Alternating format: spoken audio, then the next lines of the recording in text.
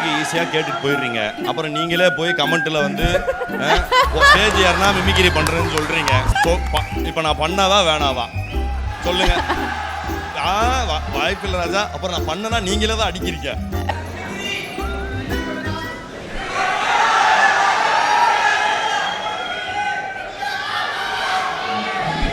ஒரு நிமிஷம், தம்பி ஏதோ கேள்வி கேட்டான், இருங்க இது மட்டும் பதில் சொல்லிட்டு வரேன்.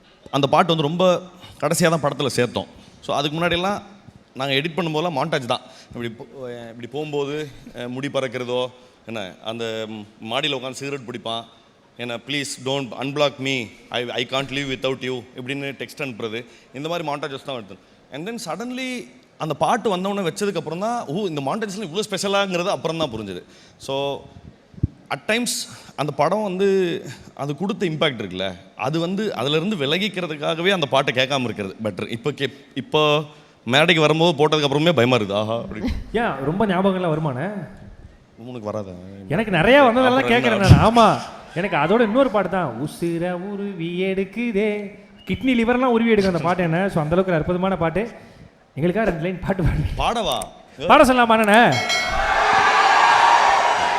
பாவம் பாவம், ஏற்கனவே பசியில் இருக்காங்க.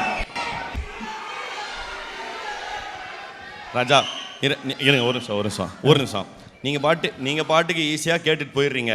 அப்புறம் நீங்களே போய் கமெண்ட்டில் வந்து ஸ்டேஜ் யாருன்னா மிமிக்ரி பண்ணுறேன்னு சொல்கிறீங்க. இப்போ நான் பண்ணாவா வேணாவா சொல்லுங்க.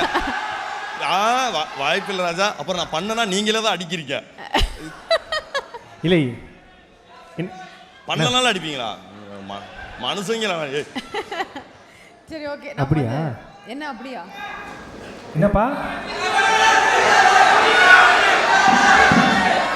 அப்பா, அண்ணனுக்கு தொண்டையில கிச் கிச்சாம்பா. ஈஸியா நெக்ஸ்ட். அப்பா என்னப்பா அந்த பையன் விடுற மாதிரி தெரியல.